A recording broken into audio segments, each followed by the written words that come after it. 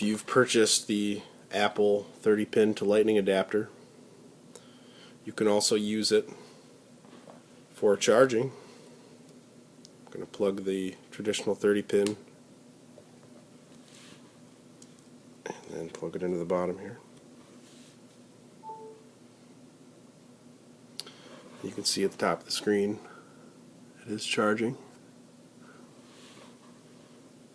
You can also use it with other devices.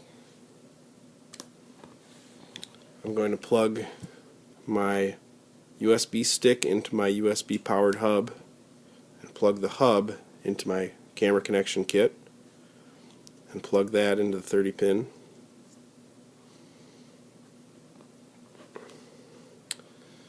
And you'll see that it works just the same.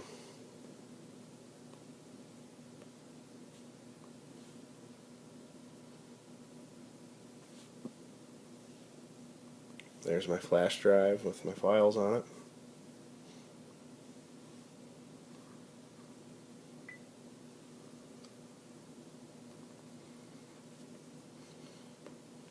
So the Lightning to 30-pin adapter is a very good buy if you have different types of iDevices.